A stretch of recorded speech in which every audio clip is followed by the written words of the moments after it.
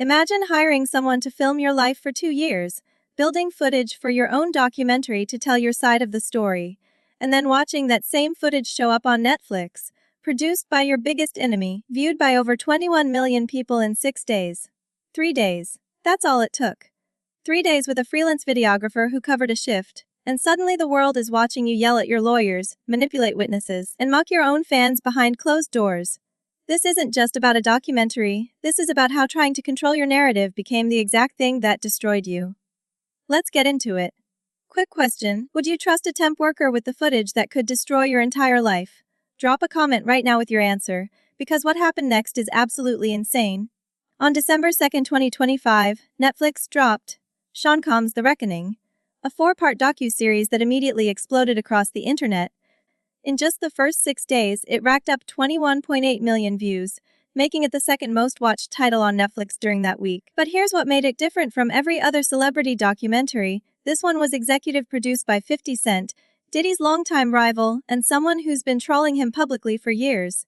The actual director is Alexandria Stapleton, but 50 Cent's involvement immediately raised questions about whether this was journalism or just a very expensive diss track. The documentary covers over 30 years of Diddy's life, his rise from intern to mogul, the creation of Bad Boy Records, and ultimately his downfall. It features interviews with former Bad Boy artists like Mark Curry and Aubrey, who detail alleged abuse and manipulation. It explores conspiracy theories about Tupac and Biggie's deaths, and it includes testimony from 2 actual jurors from Diddy's trial. But none of that is what has everyone talking. The real bombshell is the never-before-seen footage filmed just 6 days before Diddy's arrest in September 2024. This footage shows Diddy in his New York City hotel room, completely unfiltered, revealing a side of himself he never intended the public to see. And the question everyone's asking is, how did 50 Cent and Netflix get their hands on this footage? Because according to Diddy's lawyers, it was stolen. That's what we're going to break down next. Let me tell you what's actually in this footage because it's wild. We're talking about September 10, 2024, just 6 days before Diddy was arrested by federal agents. At this point, Diddy knows he's under investigation. He knows lawsuits are piling up. And he's filming everything, presumably planning to create his own documentary if things went his way. First, we see Diddy in his Park Hyatt hotel room having heated arguments with his criminal defense attorney, Marc Agnifilo. Diddy is literally yelling at his lawyer about strategy, telling him to forget appearing on CNN and instead find someone who deals in the dirty business of media and propaganda, to target potential jurors on Instagram and TikTok. He's talking about manipulating public opinion before his trial even starts. Then there's the Harlem scene. Diddy goes out to greet his fans, all smiles, hugging people, taking pictures. He looks like the beloved mogul everyone knows. But here's where it gets dark. The cameras keep rolling when he gets back in his SUV. And Diddy immediately asks for hand sanitizer, laughing about needing to take a hot bath because he's been out in the streets amongst the people. The contempt in his voice is chilling. The footage also captures Diddy's reaction when Don Richards' lawsuit drops. He's raging in real time, declaring, "The gloves are off." He immediately tells his team, including his son Justin, to dig up old clips of Don praising him and circulate them online. He calls Kalena Harper, another former artist, begging her to release a statement disputing Don's claims. Prosecutors later pointed to these calls as witness tampering. This footage isn't just embarrassing, it's potentially incriminating. And it reveals something crucial. Diddy was so confident he would win that he documented his own attempts to manipulate the case. So here's the million-dollar question. How did footage that Diddy was filming for his own documentary end up a Netflix series produced by his enemy? For weeks, this was the biggest mystery. Diddy's team immediately sent a cease and desist letter to Netflix before the documentary even aired, calling it illegal and threatening lawsuits. They claimed Netflix was using stolen footage that violated copyright laws. Netflix and director Alexandria Stapleton kept saying they obtained everything legally, but they wouldn't reveal their source. Then on December 10, 2025, the truth finally came out. Michael Aubrey, who had been Diddy's personal documentarian for over 2 years, released a statement to Rolling Stone, and his explanation shocked everyone. According to Aubrey, he did not release the footage. Instead, he says a freelance videographer who covered for him for just 3 days while he was out of state is the one who gave it to Netflix. Aubrey completely threw this freelancer under the bus, calling their actions unethical and unacceptable, and saying they lacked integrity. He also shut down rumors that there was some kind of payment dispute or contract issue. He made it clear this wasn't about money. This was about someone he hired for 3 days taking footage intended for Diddy's own project and handing it over to create narrative that was not our own. Now here's where it gets legally interesting, and if this breakdown is making sense so far, go ahead and smash that like button. It genuinely helps push this content to more people who need to see it. Aubrey has been with Diddy since at least 2019. He filmed Diddy's 50th birthday party, documented the recording of his 2023 album, and even went to court with Diddy's sons during the arraignment. This guy was trusted. So trusted that he hired a temp to cover for him. And that temp apparently saw an opportunity. Netflix maintains everything was obtained legally, but they've moved heaven and earth to keep the freelancer's identity secret. Now let's talk about one of the most disturbing aspects of this entire situation. What happened to Marc Agnifilo, Diddy's criminal defense attorney? Legal experts are calling this a massive betrayal. In the footage, we see Diddy having intense strategy sessions with Agnifilo. These are supposed to be confidential attorney-client conversations, protected by privilege. But there's a camera in the room capturing everything. And Diddy never told his lawyer he was being recorded. The famous attorney Marc Agnifilo, who co-hosts a podcast with Harvey Levin, was asked about this. His reaction was telling. He said if it were him, he would be out of his head, upset. He mentioned that he once had such severe PTSD from being secretly recorded that he started meeting clients under freeway bridges. Here's why this matters legally. By having a third party present during these conversations, the videographer, Diddy potentially waived attorney-client privilege entirely. That means those conversations could theoretically be used against him in court. His own lawyer could be forced to testify about strategy discussions.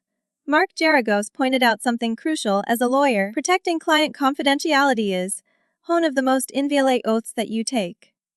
The fact that Diddy would secretly record these conversations shows either incredible arrogance or a fundamental misunderstanding of how privilege works. And here's the kicker: even though Diddy's team tried to shut down the documentary before it aired, they never actually followed through with legal action against Netflix after it was released.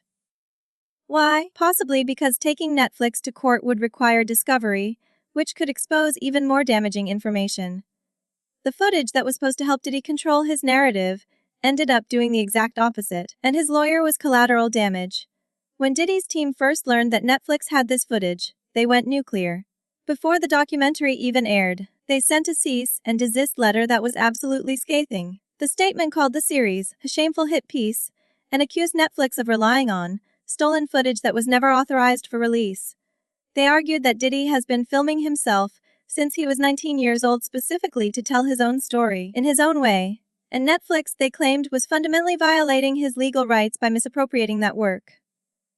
The letter accused Netflix of being desperate to sensationalize every minute of Mr. Combs' life without regard for truth in order to capitalize on a never-ending media frenzy. They specifically called out the conversations with lawyers being taken out of context and said these were never intended for public viewing.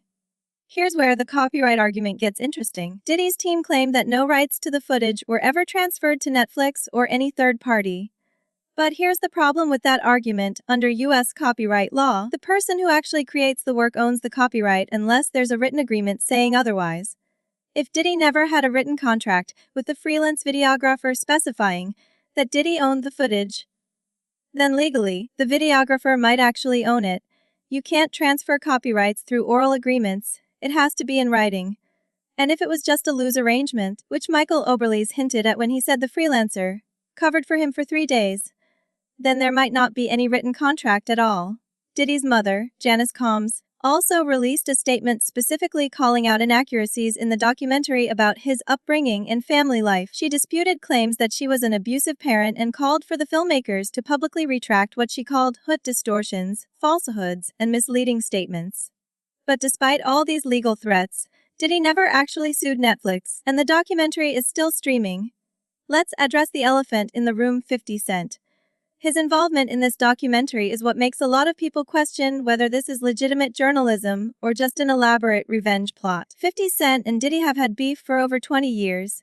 It started with uncomfortable comments Diddy allegedly made about taking 50 Cent shopping. It escalated through years of subliminal disses and public trolling, and when allegations started coming out against Diddy, 50 Cent was one of the first to amplify them, posting constantly about the case on social media. So when it was announced that 50 Cent was executive producing a Netflix documentary about Diddy's downfall, a lot of people said this was just petty. Just 50 getting the last laugh. And honestly, there's probably some truth to that. But here's what 50 Cent said when asked about it on Good Morning America. "If I didn't say anything, you would interpret it as hip-hop is fine with his behaviors. There's no one else being vocal." He argued that his speaking out prevents the entire hip-hop culture from being seen as endorsing what Diddy allegedly did. Director Alexandria Stapleton emphasized that while 50 Cent is an executive producer, he doesn't have creative control. She said the documentary includes perspectives from people who still consider Diddy a friend and family member, not just his enemies. The goal, she claimed, was comprehensive storytelling, not just piling on allegations. And you know what? Despite 50 Cent's involvement, the documentary does raise important questions. It features testimony from former Bad Boy artist Mark Curry, who details a culture of intimidation and control. It includes Aubrey O'Day's heartbreaking account of alleged abuse.